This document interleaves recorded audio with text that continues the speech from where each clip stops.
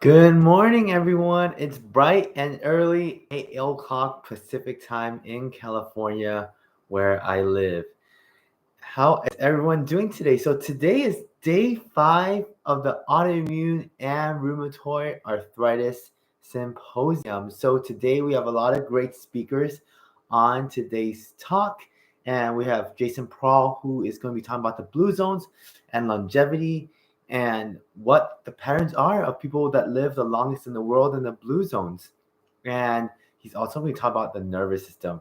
And I'm excited for you to hear about Dr. Ailey Cohen's talk, which is an environmental toxin. So I'm going to briefly go over environmental toxins in today's live, and I'll answer any questions that you guys may have. So environmental toxins have a lot of immune disruptors in them, but they're also endocrine disruptors as well.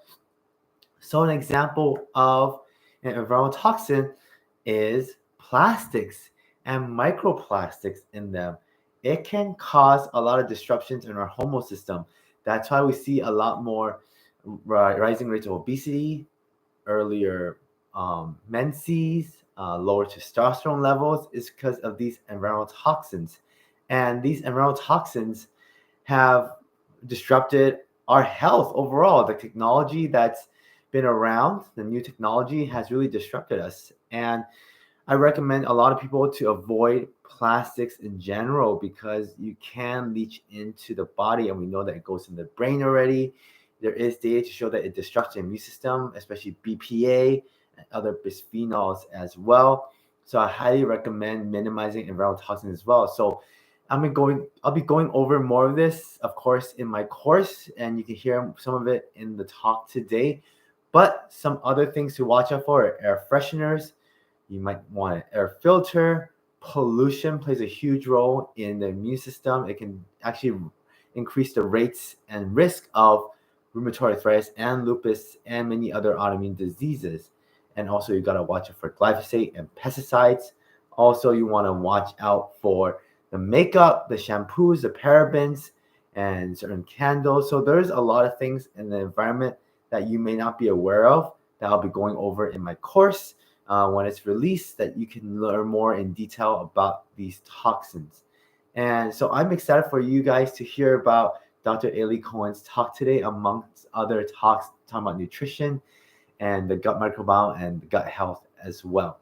So that's for today's talk. And there's some questions here. Can you please make a video on JIA? Yes, I would love to make a video on JIA. So I'll be doing a video on JIA. That's going to be on my to-do list with you all. And also, Jasmine, you asked, lots of great information this week. Starting to feel overwhelmed. What to start in my daughter's healing journey? So, Jasmine, I will create a course for general autoimmune diseases and arthritis as well that you can use in your own journey and your family's journey to greater health. So that'll be coming out later on in a month or in a couple of weeks from now. Okay. And rooted in nature, yes. Can IgM, IgA, and B cells be increased? Is there anything else besides IVIG to improve immunity or reverse CVID? Dr. Khan mentioned that autoimmune are caused by immune issues. I have both. Let's see here. The chat. Let me do a pop-up chat here. So, can IgM, IgA, and B cells be increased? Is there anything else besides IVIG to improve immunity or reverse CVID? Dr. Khan mentioned that autoimmune diseases are caused by immune issues. I don't know anything else to improve CVID besides IVIG. Unfortunately, that is something that I don't know anything else that can help it at this time. Maybe there will be something in the future. You know, a lot of people do take IVIG. It's a medication that puts immunoglobulins in the body. And CVID is also known as common variable immune deficiency. So there are certain antibodies that are having a difficult time being made in the body. And IVIG, they give it for Lyme disease. They give it for a lot of different rheumatology issues, dermatomyositis as well. Overall, it's pretty low risk. However, the biggest, one of the worst things that can happen is possible strokes, but that's very uncommon as well. But it can happen. And Melissa Brown, you said, is it harder to treat mold illness while having to take biologic? My son had to go on biologic for psoriasis, but we are trying to heal naturally too. So, I can't say it's hard to heal from mold illness. There's no studies out there on mold and biologic use together. As you know, rheumatologists don't believe in mold toxicity to begin with. So there are not many studies out there, but I have treated patients with both mold illness and biologics at the same time. And there are different algorithms. When you have mycotoxin illness or mold exposure, you go on binders like clay, charcoal, and some of these other supplements and herbs while you go on a biologic. They don't really go against each other. So I would say that in general, it's not hard to heal specifically. It's just more challenging because you have different things going on. Jasmine, any website recommendations to be able to find literature on JA? I don't have any website recommendations. American College of Rheumatology has information on that, but I don't have any other websites that I go to on JIA at this time.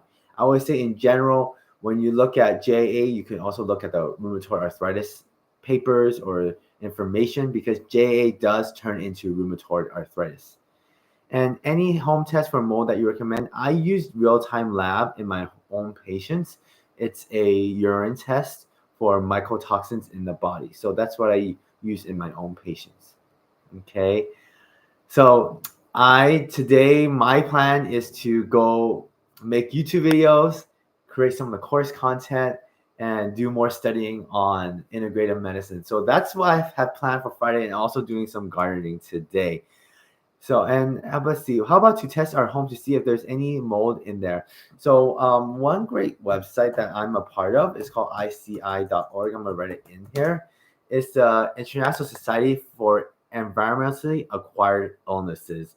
This is an organization that I am a member of where we talk about mold and mold testing. So I don't have any go-to mold testing, but you can look up different remediators and people on this website that could look at your home and inspect your home. And you can do something called an ERMI test as well. ERMI test, ERMI, is an at-home test that you can buy on your own. It's not that expensive. Or you can pretty much put petri dishes in different rooms to see whether it's growing any mold. Vera G, you ask, good morning. My daughter was diagnosed with ARJ since October 2024. She is taking prednisone, folic acid, but not getting better. Why? ARJ, let me look that up. ARJ, let's see. Is that is it acronym for something else? Are you saying rheumatoid arthritis? But I'm assuming it is something along with arthritis because you're taking Humira or adalimumab. So with arthritis, sometimes when you take Humira, adalimumab, you might not get better because your body is already resistant to that medication. It's just not the type of biologic your body is supposed to take. So your rheumatologist needs to possibly move you to another biologic with a different mechanism or the same mechanism. There's so many different biologics similar to adalimumab, such as Enbrel. There is Symphony, Cimzia, Remicade. So you have to look at different ones out there to see which ones work best for you. Okay. And Joanne, Lisa, you said, recently I was diagnosed with rheumatoid arthritis. I noticed that how I sleep is affecting my movement the next day. I am having pain in my neck.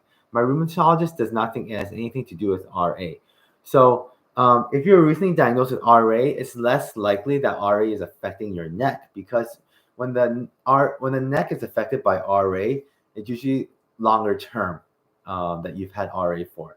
So it could be the way you sleep. It could be your pillow. You might want to examine those things. If it's not, then it could be RA. It's possible. I've seen RA affecting the neck earlier rather than later as well. So please talk to your rheumatologist again. Maybe your rheumatologist wants to send you to physiotherapy. I've certainly had neck pain in the past before that was attributed to more musculoskeletal issues and not my arthritis. Okay, so look into that as well. All right, everyone. So that's all the questions I see this morning. I will go live again this weekend at 8 a.m. on Saturday and Sunday as well, Pacific time, that is. So it's so nice to see you all on here. Continue watching the summit. And also, I'll be coming up with my course this end of the month that you can do on your own as well. So you can learn all about integrative medicine and autoimmune diseases. All right, everyone. It's so good seeing you all. Happy Friday and have a great weekend. I'll see you all again tomorrow.